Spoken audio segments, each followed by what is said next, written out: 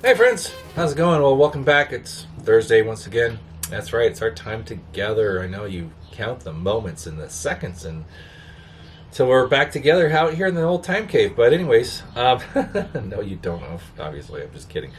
Maybe you do. I don't know. Anyhow, this is my Nail City crank tubular from about 1895 to 99, give or take, 1900 at the very latest. The crank tubular came out in the 80s. That's right. And it was a round tube with crinkle corners, and those are very interesting. They have kind of what you call an eclipse style fount, which were narrow fount with a wide skirt, kind of like an eclipse fire lantern. So, yeah, very similar to that. But they had the crank out globe lift. Here, I'll demonstrate. I'll turn the flame down here so you can see. So you have this lever here, okay, and then you just lift it, and then see that? It swings right out. And it exposes the burner and the cone and everything, so you can maintenance that, and you just slip it back in. So it had a really nice, nifty swing out design. That's right. So, I mean, also the air tubes. I mean, come on, who doesn't like this? You have two air tubes that join together and go down to create the hot blast draft style, and it's reinforced with crinkle corners and everything. It's just a really unique looking piece. It's very tall and very 19th century looking in appearance, even though this model does date closer to the turn of the century than not. But it has the look, and it looks great, and it's very fun to burn. It's a good burning lantern. I got this from a fellow collector, a number of years ago, maybe 4 years ago. And I got it for a very fair price. And I snagged it up. I'm glad I saw it when it was posted. I'm like, done, I'll buy it. No problem, no questions asked. It looked good. It was leaning just a little over to one side, and I got it and was like, just give it a little tug and it straightened right out. And it burns great. Had a slight leak in the fount, very thin, very small, subtle little weeping going on, so I sealed it with some Seal-All, and it's fine. Now, these were made of a lesser grade of tin, a thinner gauge of tin, so they do seem to be more prone to rusting out, and that's why the survival rate is not the same as it once was. So, yeah, I mean, this was kind of, in all intents and purposes, lanterns like this were known to rust out.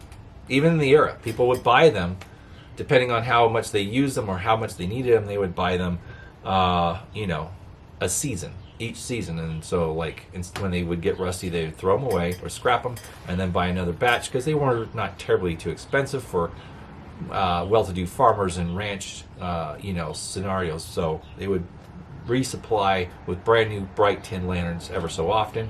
At least that's what the advertisement suggests, especially with Dietz. Anyhow, the Nail City Lantern Company became eventually the Wheeling Stamping, Wheeling Stamping Company, because they were doing more things than just the lanterns.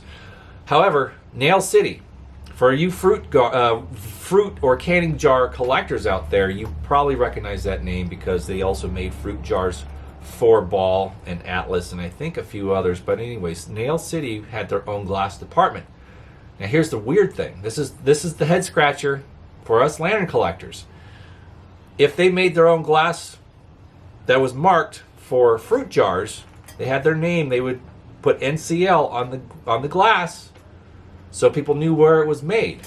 Okay, but the glass globes for these lanterns, no one's seen one. No one's seen a marked globe for a Nail City crank tubular. Not at all. Except for the miniatures, because they did make, some call them salesman samples, but I think they're promotional little miniature crank tubulars for, promotional purposes at sales floors or whatever. But they're charming. They're bright tin, and they have a little globe in it that says Nail City crank tubular, or says crank tubular, or whatever, or NCL crank tubular. I can't remember the exact text on the globe, but that's what it would say. That's what they do say. But the miniatures have a marked globe, but the actual lanterns, no one's seen one yet. And as many rare lanterns are out there, the glass does surface, and we've seen examples of rare glass for rare lanterns, but not these. No one has seen one yet. So that's interesting. So that would almost suggest to me that they didn't mark their globes. right? And why would they not? Because they had their own glass department. It wouldn't cost them much money to have them embossed. It doesn't make any sense. Anyways, Nail City was out of West Virginia, and they became, by 1900, give or take, right around there, Wheeling Stamping Company. And the original founder of the company was W.A. Paul, or A.W. Paul. A.W. Paul. And so the company honored the founder's name by naming their lantern line Paul's Leader. And they still use the crank-out globe lift that this used. So on the smoke deflector of the Paul's lanterns, you'll see two patent dates. One will be for 1880, the other would be 1903. All right? So those patent dates are pertaining, one, the 1880 patent would be the swing-out globe lift. 1903 would be, I believe, when they became Wheeling Stamping Company. I could be wrong, but I believe that's accurate. So your Paul's lanterns, they're very abundant. They're very easy to find. They're not expensive for the most part. And except for very first generation, Paul's lanterns can bring a little bit more money than the 1920s and 30s examples, which are very abundant. But a lot of people kind of just brush them away because they're like, oh, they're so easy to find. They're cheap. They burn great. They're really nice lanterns. They have the swing out globe lift, and they're great. Okay. However, a lot of collectors or newer people to the hobby don't understand that they do have Nail City lineage. That's right. They don't know that this was the predecessor. So, yeah, Paul's lanterns, they're great. They're fun. They're easy to work on. They're easy to enjoy. They have a great design. And they're just the grandkids of this old lady. That's right. So, this is not what we're sharing purely today. This is just the background setup. I have a signal green emerald type of globe for this lantern. It's a Corning CNX globe. This thing is high quality glass. I've been burning it ever so often. Does not crizzle or cancer up, so I'm pretty safe in knowing this will not be persnickety. But I love the color, and it looks really good in this frame, doesn't it? I think so too. Yeah, it's a good piece. So what are we sharing today? Well, we have a lantern that I've been meaning to share. And this here is a Jobbert. That's right. This is a Jobbert made by Embury, circa 1912, give or take, maybe 1913, 14, right around there. But as you can see, it has the tooling, the chain tooling on the air tubes, which is pretty fancy. So that would peg it right around 13, 14. This is out of Kansas City, Missouri. This is from the Townley M&H Manufacturing Hardware Company, I believe, of Kansas City, Missouri. Show you the fount there. It's a little dirty. There you go. Check it out. Underside's solid. This thing is pretty clean inside the fount. There you go. Yeah.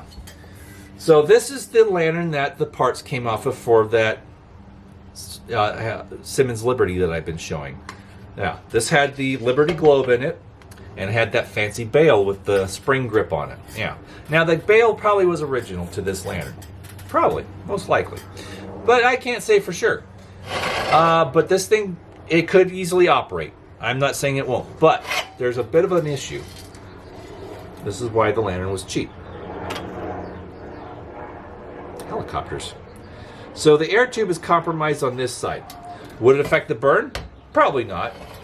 You just get a little more fresh air. It's a cold blast. It probably burn just fine. But the fuel cap is loose. Will come right off. You know, the lift works.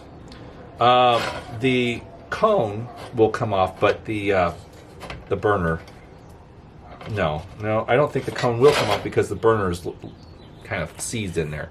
So it's a project. Now there is a wick in there, and I don't know how long the wick is, but I think I could get it burning. I could get it burning very easily. I don't think it would be much of a challenge. But it is, you know, I put just an unmarked cold blast globe in there. You know, so, but it's not a bad piece. It's a good candidate for a restoration. Now, The little clip down here is kind of unhappy. I think it's compromised the glow plate a little bit. It needs some attention. I think it doesn't pivot. It's probably rusted a little bit inside, so it doesn't pivot. When the lift wire goes up, the little clip doesn't pivot. So it's kind of bent. But it's a neat piece. It leans forward just a little bit. You can't see that, but that's correctable. I can do, I've been thinking about doing some work on it. I like the patina, of course, you know me. It's not a surprise to anybody, I'm sure. But that air tube, Now the bail that's on this right now is the bail that was off the CT Ham Jobbert, the Liberty. This is the bail that came off of that lantern originally. So I just put it on there for now. But let's see. Let's see something here.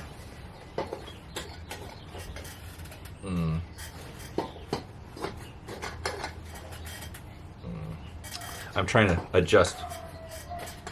There, that might do it. Almost there. There. Yeah, that's better. See? Doesn't lean anymore.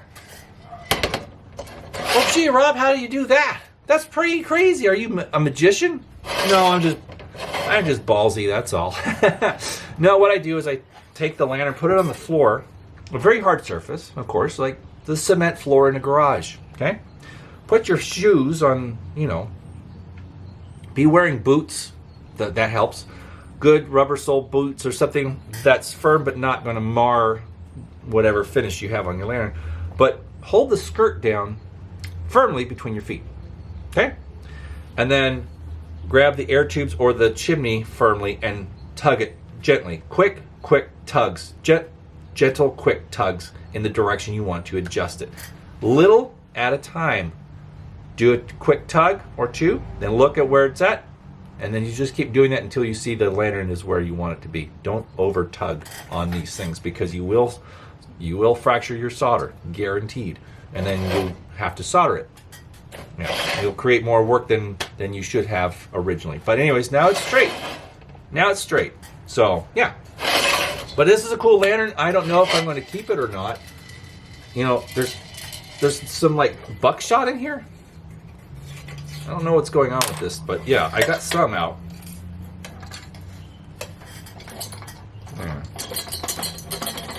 Yeah, there's buckshot in here. Yeah. I don't know what that's all about. Who puts buckshot in a fountain? Ooh, look at this. It's like a shaker.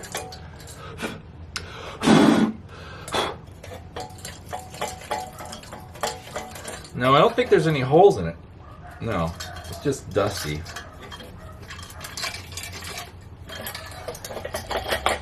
Anyways, I thought about trying to fire it up, but I might abstain from that. Anyhow, this is a cool piece. It's a nice big cold blast. I do like the tooling on the air tubes. It's a neat jobber. I've never seen one from Townley. Yeah, Kansas City stuff is kind of cool. A lot of history in Kansas City, especially jazz history for those who appreciate jazz. I've been to Kansas City, Missouri. Yeah, a couple times. It's a neat city. I mean, it's got its issues like every big city does. Let's be fair now. But a lot of jazz history. A lot of neat things about Kansas City, Missouri I've actually really enjoyed. Barbecue, duh. Very good barbecue. I am a big fan of KC style. But yeah, it's a neat place. It's got a lot of cool buildings. The World War I museum there and monument is exquisite. They also have that huge Union Depot. The Union Station there in Kansas City is incredible. I've looked through that building. It's just exquisite. It's huge. There's great things to see in KC, for sure. There was a vintage store there. I don't know if it's still around, but they had some cool stuff in there. Great antiquing, 100% great antiquing.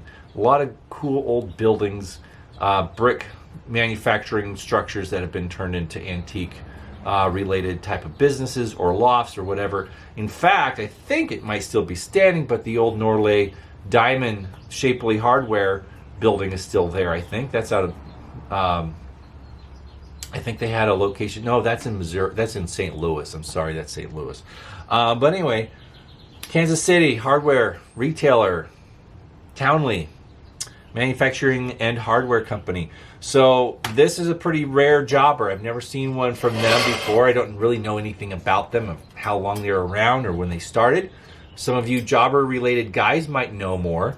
So anyway, it's a cool piece. It's, it's got a little subtle pitting. It's dusty. It's dark brown, and this air tube is definitely compromised. But that wouldn't be a tough repair for some of those guys out there that are pretty handy with, wheeling a torch or soldering iron and, maybe some sheet metal or something. But, you could actually, if you have a Embury lantern of similar vintage that is rusted out in the fount or whatever, you might be able to cut a corner of the top tube and solder it on there with the eyelet for the bail lift, or the bail handle here, So, yeah, you might be able to repair that.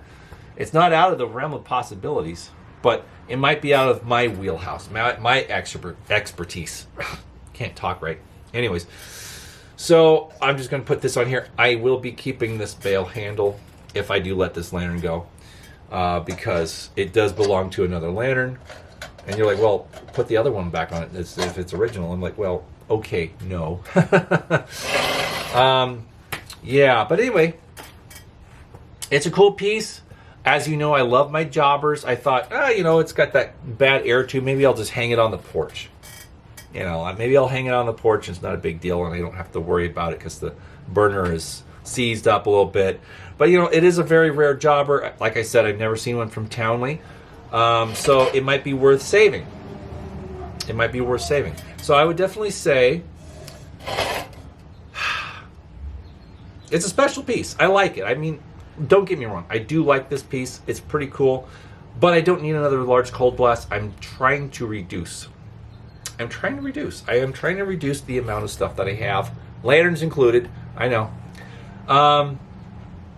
But I would say, for anyone who's ambitious to take on this project and repair the air tube and get the burner unfrozen and clean up the fount a little bit, you probably have a pretty good lantern, and it's pretty unique. And anybody out there that's a subscriber of mine that lives in or near Kansas City, Missouri, see, I said it right.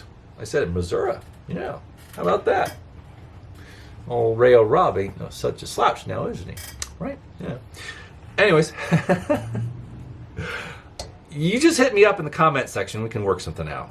It won't be expensive. The parts alone would be kind of worth it.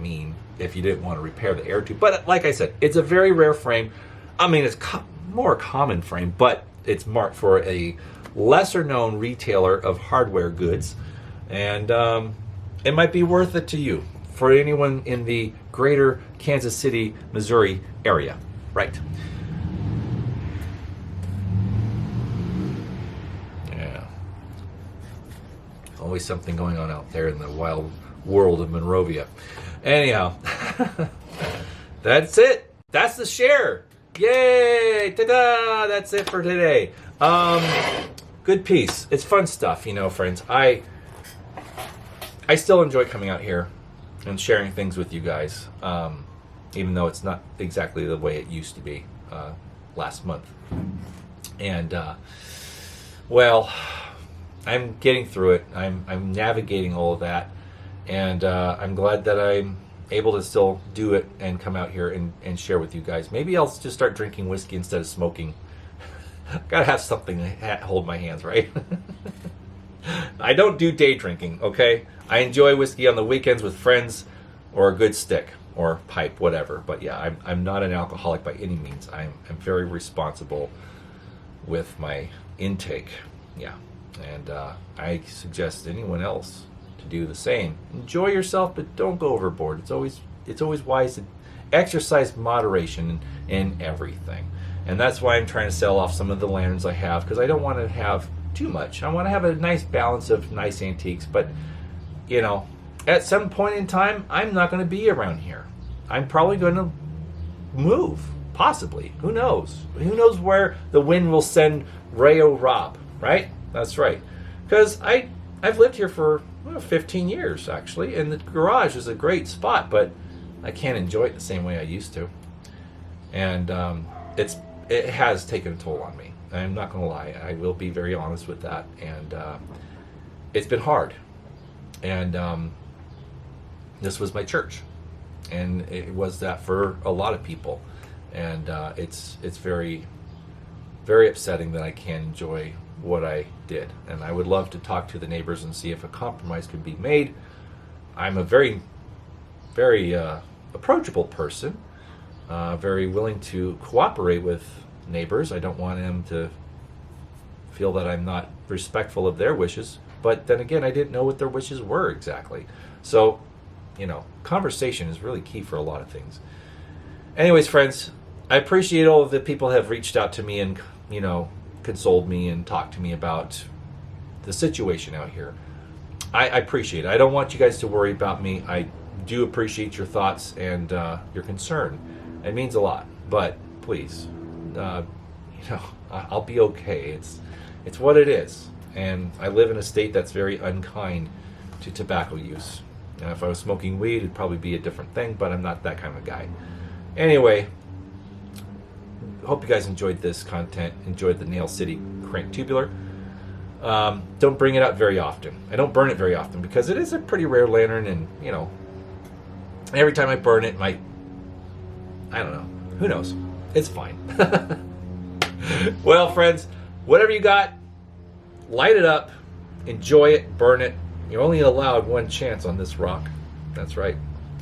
Whatever you have, whoever's in your life, keep them near and enjoy your time that you have, because you never know if tomorrow is promised. That's right. Well, friends, take it easy. We're over 22 minutes now, and we'll see you again in a week's time right here. Have a good weekend, y'all. Bye-bye. Hey, friends, hold on a minute. Stay right there. Just you wait. Look. Ta-da! The burner's out. I was incorrect. It was a little stuck, but it didn't take much. I removed the burner, and it's brass, because I did a little investigation. I looked at it closely. I'm like, you know what? This is it's a brass cone and a brass burner. So it technically wouldn't be frozen like a steel one would. Yeah, and there's a little bit of rust in the burner cup, but not much. You can see a little bit, but not much. So how did I do it? Well, I'll show you. I'll show you real quick. Yeah. So, as you know, let's see here. Okay, there we go. So, it goes like this, Okay, now it's locked. So this was in the lock position. So what I did was take this wooden scrub brush, this little wire brush with the wood handle, right? And go right there onto the regulator stem. Now people call it a wick riser, which that it does, but it also lowers the wick. The burner has a regulator. That's what it is. The little stem with the cogs, it's the regulator. It regulates the height or the, of the flame, vice versa. You can put it out that way, or you can increase the height of the flame. Regulator. Get used to that word. That's the proper term. Wick regulator. Or burner regulator. Anyways, put this against the stem, okay? Take out a rubber mallet about this size and just give it a tap. So I started doing that lightly, and I started seeing it shift a little bit by little. So I loosened it, and we pulled it out. And we have a brass burner and cone. So anyone that's interested in this piece, know that it works now. I mean, well, it will, but it's not frozen. You don't have a major undertaking if you are interested in reviving this piece of, Kansas City history. So that's all. All right, now go away. We'll see you next week. Bye-bye.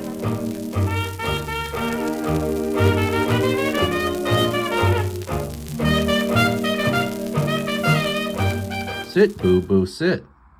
Good dog.